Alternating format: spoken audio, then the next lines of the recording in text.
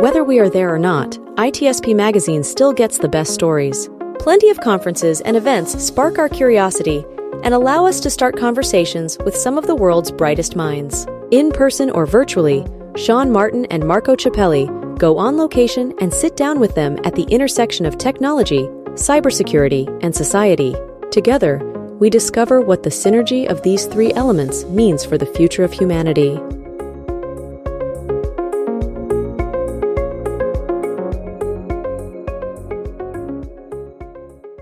ThreatLocker is a zero-trust endpoint protection platform, providing enterprise-level cybersecurity to organizations globally. With ThreatLocker, you only allow only what you need and block everything else, including ransomware. Learn more at threatlocker.com. Yeah. Cool. Yes, thankfully we didn't have to come very far to get to the conference. That's right. Exactly. Yeah. All right. Marco, Sean. are you phishing me? No, but I think about lately, twice the Colosseum in Rome. I helped a few Spanish prisoners and some, I don't know, I've been offered a lot of things. And I click. I just click. There you go. You just click it. There's a sticker here. There was a sticker. I know. We all went. We Nobody had took our JJ. stickers. Everybody took the from JJ stickers. were all gone. Say, don't click on S something. Well, that's what we're going to talk about today. We're going to talk about phishing today, and it's funny. I did a post the other day on LinkedIn that I like to listen to music from different parts of the world to get inspired. I also like to put on local TV stations, which in my post it happened to be a TV station playing local music, which is really cool. In between that was a show on phishing, real phishing, and the techniques they were describing. The tension and the lures, the line and very technical, and not unlike phishing with a PH. Absolutely. That depending on what you're trying to catch, you can use certain techniques and apply certain pressures, and so I'm assuming we're going to touch on some of that kind of stuff today with the research that Bec and Benji have done and continue to do. Before we do that, though, maybe a few words about each of you. You have the Bec and Benji show, or is it the Benji and Bec show podcast? What is that? There was no contention about that, was there? No, This kind of was a bit more ladies first, alliterating. always. Yeah, our podcast is called Bites with Bec and Benji, and yeah, we talk to cyber experts on different domains of cybersecurity, and we always kind of bring it back to how that generally starts off with phishing and things like that. But yeah, I think the thing I really enjoy about our podcast is we're not really positioning ourselves as the experts across all these domains of cyber. So we're very much taking that kind of curious lens, being able to engage with these experts that have worked in the field for 20, 30 years and get their insights on that very specific area of cyber, whether it be digital forensics incident response, whether it be ransomware and extortion, and we get a bit of a deep insight into their world, and we can convey that to our audiences. So that's the thing. I've learned so much just talking to people that know stuff that I wish I knew. it's such a great education. so fun. Just We were questioning just talking about that on our way here, That's right. and how, we've done, I don't know, thousands for sure, podcasts, and I don't come from cybersecurity at all. I come from sociology, and all I know about cybersecurity is because I talk to people that know a lot about cybersecurity. Absolutely, and when you find people that are into it, I think they're happy to talk about it. Oh, they're just, if you're absolutely interested, let me love give you it. everything I know. So it's one of those industries where you can learn a lot, because I think people are very open to sharing their experiences, but also their motivations, their approaches. Yeah.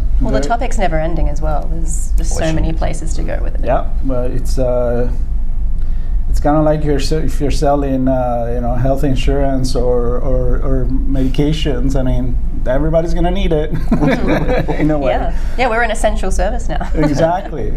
And talking about meeting cool people, this is where we are. We are in Melbourne. If you haven't noticed from their accent, we're not in Italy. We are in Melbourne. Yeah, you could think that from my accent. Did you pick up a Melbourne accent? I don't know how to do that. But we're here for the Australia Cyber Conference. We are day 3, and you guys got to have a session. So tell us about that. We did. So yesterday we had a session in one of the rooms here, and our topic was stranger danger and how your digital footprint can be used against you. can lead to all the phishing we've been talking about. Particularly in the age of AI that we find ourselves in, we were very much focusing on the profiling aspect being used in training models to use against your likeness, like voice cloning, cheap fakes, deep fakes, and how your most valuable asset is your trusted identity. So people can use that information both against you, but against people that trust you to convince them that they're dealing with you, ultimately to achieve a scammer's goals. So we very much focus, and to tie it to the phishing aspect, and that human psychology aspect of how people perceive situations, how they respond to situations, and really adding in those kind of cognitive breaks to be like, there's something sus about this. I should interrogate it a bit more. So we very much like to draw it back to that, because technical controls are great, but it's ultimately always going to be a human at the end of it. So yeah, hacking a human is generally like what the scammers are trying to do these days. So I like that quote that says we have prehistoric brain and medieval institutions and very futuristic technology, but we still react with that animal based brain. on instinct and based on urgency and certain time of the year, and so that's what is being leveraged. And do you feel like technology, AI in particular, is actually helping on that aspect of the psychology, or only on the preparation and research and translation of the perfect email, carve in the perfect email?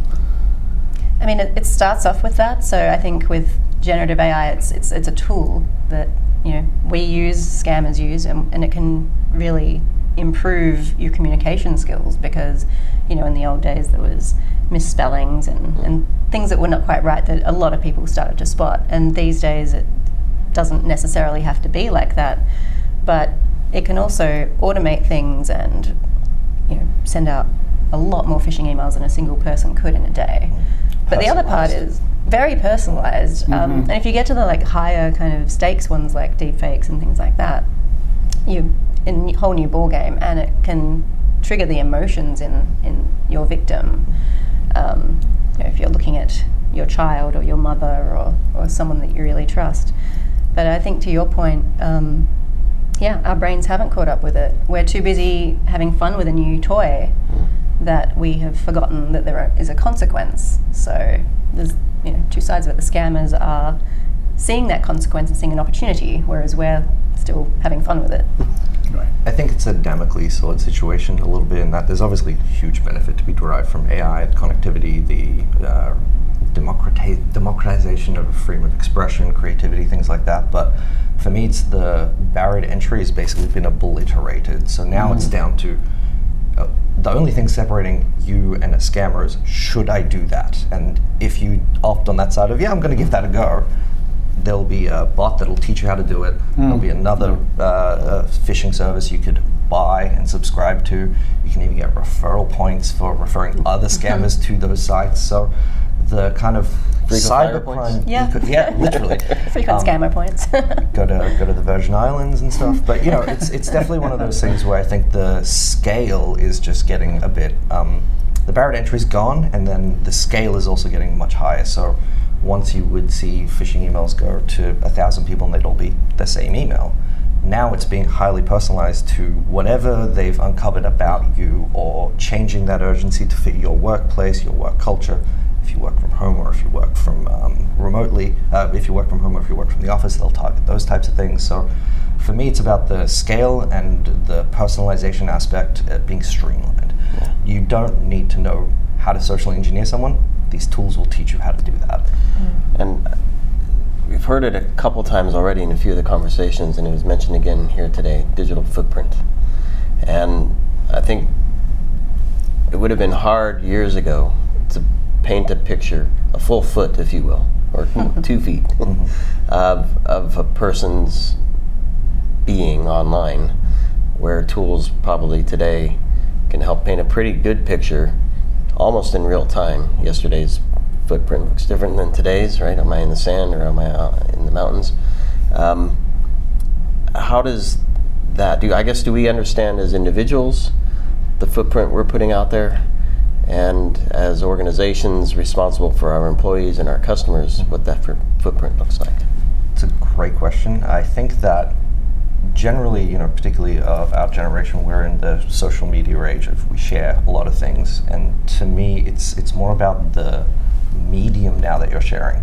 If you're putting videos that are publicly available, podcasts that are publicly available, Your voice is immediately an asset that you know can be leveraged against you, because it's easy to train a voice on 30 seconds of dialogue, let alone thousands of podcasts. So to me, it's about what are you putting out and how public is that, because these individuals don't go through looking through individual profiles. They're aggregating information and then using scripting or AI to kind of deploy the actual payloads, the phishing, the malware, whatever it might be. So in a lot of ways, I think it's about being aware, taking the adversarial stance of, if I posted this and I was a scammer and I wanted to use this against me, how would I do it?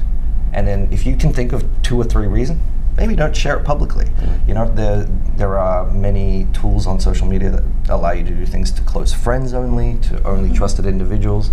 So for me, it's about the public media. Is these models are very readily accessible and can train on public data. So it's just one of those things where the more you're mapped what can be used against you, the more aware you'll be of it manipulating you when you're confronted with that situation. But then you've got kids who grew up with TikTok and Snapchat, and they don't know any other way of communicating or sharing, and they're hyper sharing as well. Every minute of the day, it's like, I just did this, or I'm off to see my friends and do this. They're live tweeting their locations. Yeah, and they don't know who their friends' friends are, or their friends of friends of friends, and that comes out like a spider web across the world, and not every single one of those people in that chain is going to have your best interests at heart. So if they know your current location, things that you like, your friends' names, those kids become very vulnerable very quickly.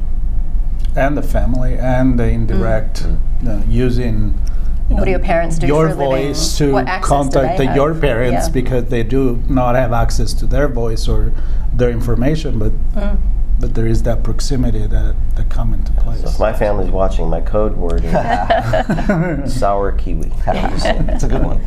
Yeah, my family and I have a code word. It's just one of those things. I'm conscious my voice is online. I'm not necessarily paranoid that anyone's going to target me specifically, but I'm aware that there is a platform for someone to do that should they have the intent. So we have a safe word employed, and I'm not going to share mine. But it's one of those things where the technical controls are great. We absolutely need technical controls, but the skepticism that comes from the individuals, that end person that is the object of the scammer's desire to get you to do the thing, that ultimately is a human problem. And the only way to combat those things are cognitive awareness, verifying things, being highly skeptical of anyone kind of interacting with you. And it's not necessarily about being rude, but just about being conscious of not everyone's got your best interest. Well, it's kind of like the old days where if you ring a bell and you live in a building, you look through the peephole first, right? I mean, before you ring in, you want to know who is that you. Who is who? That's right? why caller ID was so popular when it came out. It's like, I don't have to answer the phone and get a telemarketer anymore. I can see that it's my mum and ignore that one too. Yeah, and now they spoof that, so we're even... The cat and mouse, constant cat and mouse. And so if they adapt how they manipulate your psychology, we have to be more aware of that psychology being manipulated.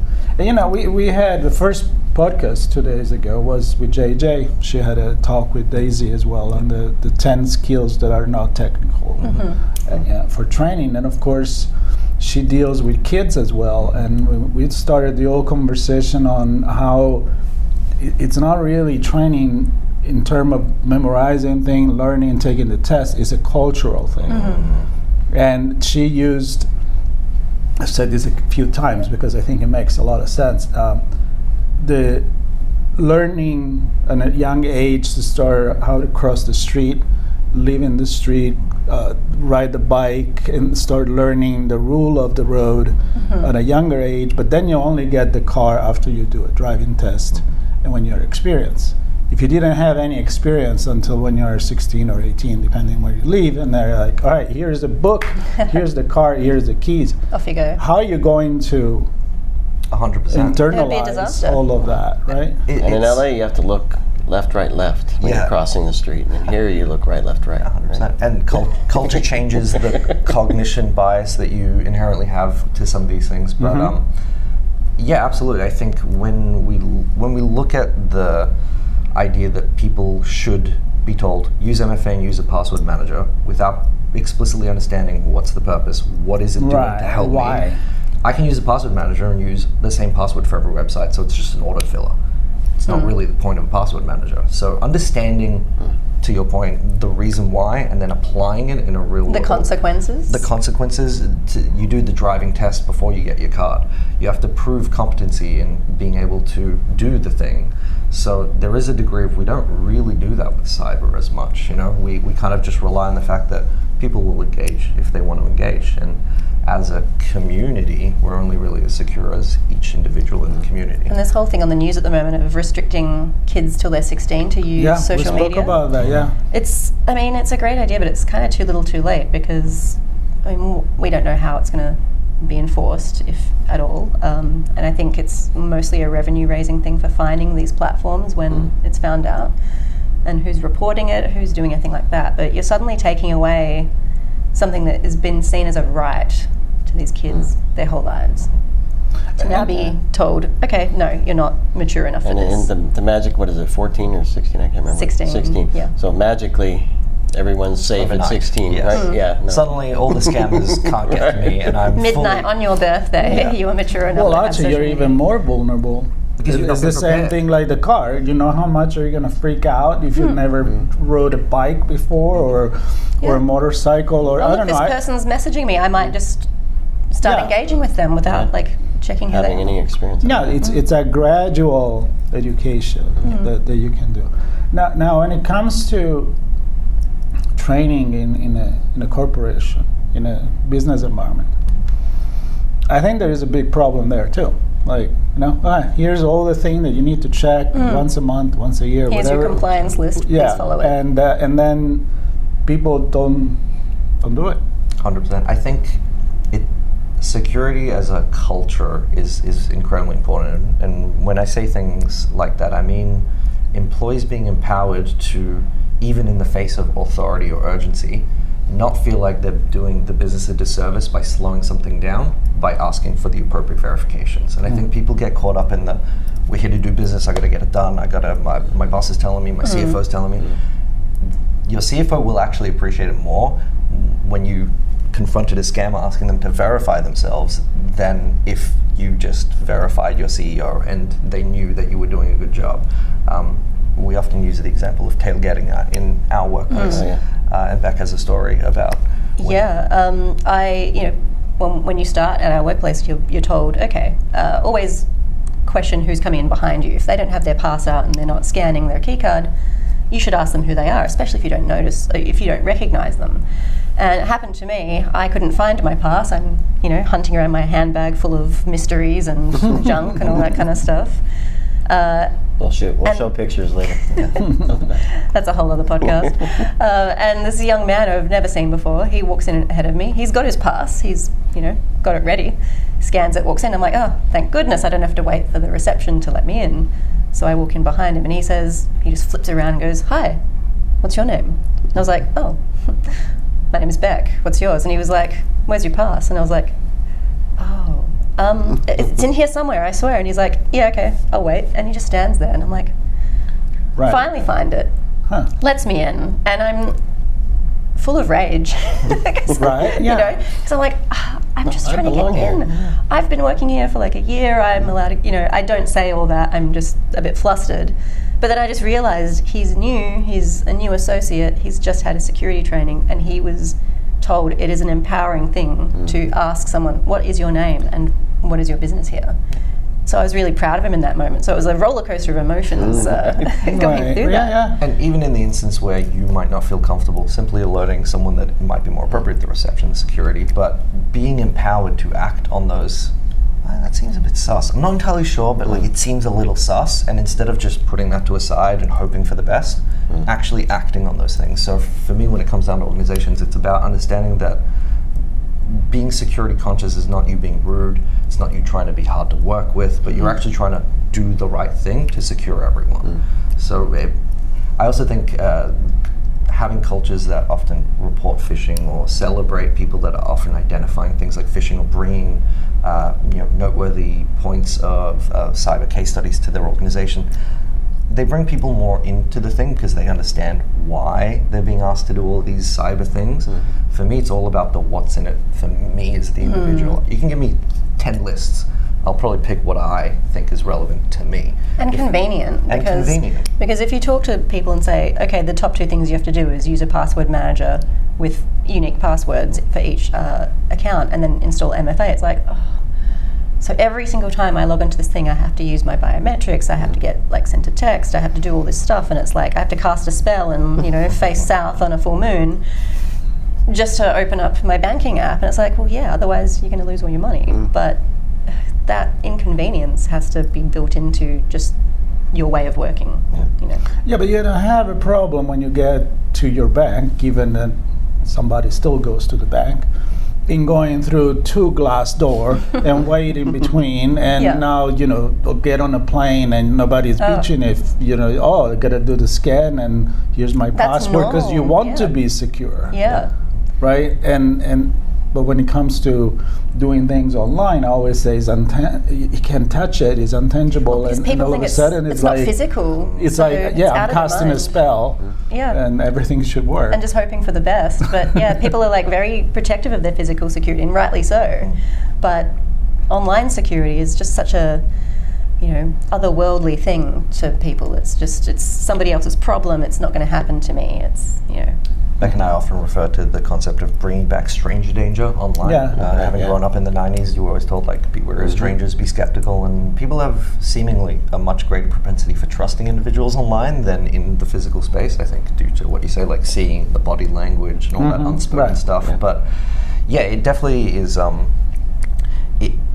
We had Alistair McGibbon on our podcast at one point talking about ransomware and cyber extortion, and the analogy that he put forward that I've repeated endlessly because I love it so much is if we were all in our houses and we had criminals rattling our windows and tapping on doors and finding holes in our apartments to try to get in, we would riot in the streets. That's happening online all the time, every day. There are scammers and hackers knocking on certain networks and perimeters and things. So we just don't see it, but it's constantly happening. The digital world is under as much kind of stress testing by these people as the physical world would be if we didn't have those barriers. So it's about the understanding why those things are being asked of you, understanding how that helps you, and then you're probably more likely to engage with those behaviors. It's to replace that biofeedback we get from having a feeling, when you meet someone that doesn't have the best of intentions.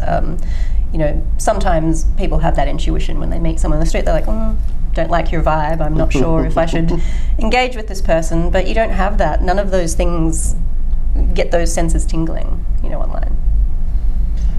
So you mentioned that part of the title of your session. So as we wrap here, I'm sure we touched on a lot of things from the session, but not specifically. But were there any moments connecting with the audience that struck you as you're doing your presentation or after people came up to you? Is there anything that came out of it that said, oh, I didn't think about that, or wow, somebody really took this message away with them and they're going to apply it to whatever? I think there were some pretty good questions that we got. One was, how will AI change the role of a CISO? I'm not a CISO. I'm relatively new in the cyber industry. But I do think, based on a lot of the reading I've been doing around the space, because it's fascinating to me, is at this current stage, what awareness training seems to be leaning towards with deep fake training and things of that nature is identifying things in the visual that can show that it's a deep fake. That seems to be the wrong approach almost, because not only are people not video experts or audio experts, so you're asking them to do something that is a very kind of niche skill, but in addition to that, the technology won't be like that in 6 months, in a year. So we're actually training bad habits in a lot of ways. What the study kind of points to is more around deepfake mitigation. So planning out all in the organization, all the assets that could be used for a deepfake, similar to what I was saying about the social media, the media you put out. Those things could be used to train deepfakes. These are the results of those deepfakes. That's how the process works. The awareness for how your perception is being manipulated as the organizational culture, rather than just being like, that means I'm being manipulated. There won't be anything to point to, is what I'm saying. It's going to be very human-based verification. It will be things like, in our talk, we reference a deepfake case for the CEO of Ferrari. He had an elaborate, sophisticated phishing scam followed by a live deepfake. Yeah. And it was right at the kind of cusp of getting... He's about to press send. And he goes to the scammer, I need to verify you. Can you tell me the book that you recommended to me last week? None of the technical controls were sufficient enough in that instance. He registered the domain, he was on the call. It was purely a human control.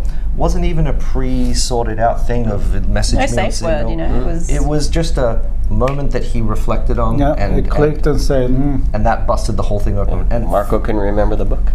There you go. And from the scammers, I mean, they're training the voice, they're training the likeness. It's a body of work associated to doing that thing that just got busted by one question, you know. So to me, that's the takeaway is the human element will be what you need to focus on to identify these things, and less about the eyes aren't matching in the right direction and things of that nature, because it won't be like that in 6 months. No, they'll be fantastic in 6 months, and that'll just double every. You know, it's going to be exponentially amazing. I want to touch on one more thing. See? One more question for me. Look at One that. more thing. You're stealing my... Steve Jobs style. One more thing. So I can see, though, technology coming into place to kind of reminding us human to think a little bit. You know, the old Microsoft Clippy. I don't know why it came out so much, but you know, it's kind of funny. Everyone But loves it now, whatever it's nostalgia. in your augmented reality glasses or your phone or your watch, like, or when the email comes in, I can see AI being on your side. Say, you know, well, given you get the permits to have To the use email it. read, but like, maybe you want to double check this more. Maybe it can detect it. And like I'm we not can use saying it it's against going to it. do it itself, but at least reminding you, kind of like the car, right? You know, hey, it's flashing because in your blind spot. Yeah, there's a blind spot. Yeah. You know what I mean? So, I think two things on that. Absolutely. The problem is people get used to seeing the same things. An example I can give to you that exists now is when you get emails from outside your organization on Outlook, you get a little banner. This came from outside your organization. We do phishing training, and people within our organization in the cyber industry click on things that are the domain with a suspect domain. It has the banner. We've got like the our banner inside, but people still ignore those telltale warning signs. That is the machine saying you should be suspect of this. It's not coming from where you think it is. Well, also because sometimes, depending on like what role you have, you'll look at that and go, I think there's something broken about my Outlook, so I'm going to continue You to can ignore justify this. it in a lot of Yeah. ways to yourself. You know, That shouldn't be there because it's annoying to me, so I'm going to completely erase it from my field of vision. So it's So I agree with you, leveraging machine learning and AI to kind of be our guide on the side to point out the things that we might just ignore. The problem is people actively engaging with that, right? It says payment and urgency. All my stuff says payment and urgency, ignore that. Well, this one was specifically my more job. urgent. Urgent payments. Exactly. but I see it more humanized. So not just the banner, not just like something that it's kind of actually like the engages with ChatGPT you. that you interact with. You choose the voice, you choose the tone, and like you're an assistant. It can say, Yeah, hey, it's your assistant. Hey, I bro. want a deep fake I've of had the a look at your CEO email. saying, Yeah. you're about to click on this, Jim. Do you really value your Do you really position wanna in think this?" about your job right now. Yeah, or like it plays a sound that you know that you like. Dum, or dum, dum. There are a few vendors. da-na-na, like a Metallica Exactly. song. That would be good, actually. Dun, dun, dun. There are a few vendors that are moving to that kind of side of things. Our company is one of them that we're moving into a bit more of a space of highlighting and doing text analysis on cognitive biases. So highlighting things like payments or a vendor name is misspelled or what have you, or doesn't align to a vendor email. So I believe the space is moving to a place where we are trying to give people as much I guess, analysis up front of a thing prior to just letting them act on it. Right. I think people are definitely more conscious of that. Whether or not, it gets widely adopted by organizations is ultimately the question, right? Plus, it will be a mouse and Cat and mouse situation, yeah, right? Because as soon as they realize that the words urgent payment in 7 days gets flagged on every email, they'll adapt. That'll be another one. Yeah, exactly. Just stop paying your bills. I mean, then you can avoid the whole situation. I think it's about reminding yourself to be skeptical, question when people reach out to you, particularly on the internet. Most people don't have your best interests at heart, particularly on the internet. Yeah. They have their own best interests. Yes. They have their own. Well, this was fun. Always Super great fun. to have unscripted conversation like this that actually I hope that inspire people to think a little bit more. Fellow podcasters are always a good time. I know. Thank you both for having us. Yeah. Really appreciate Yeah, thanks the so chat. much. Yeah. It's been great. Of course. And Yeah. stay tuned. We got a few more conversation here in Melbourne. Check their podcast. Yeah, absolutely. Yeah. Stay. Beck and Benji, Bites with Beck Bites with Beck and There we Benji. go. There you go. Bites. And on location with Sean and Marco. We're still here. Still here. A few Subscribe. more to go, and day 3, and yeah, lots of stuff being published over the next few days. So stay tuned, subscribe, share with your friends and enemies, and we'll see you soon. And don't click. Don't click. I mean, not on the Shit. weird stuff. ThreatLocker is a zero-trust endpoint protection platform providing enterprise-level cybersecurity to organizations globally. With ThreatLocker, you only allow only what you need and block everything else, including ransomware. Learn more at threatlocker.com.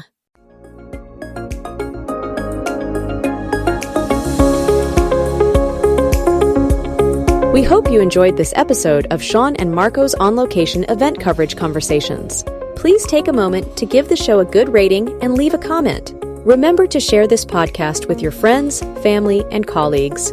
Come back for more conversations and follow Sean Martin and Marco Ciappelli as they continue their journey toward redefining cybersecurity and society.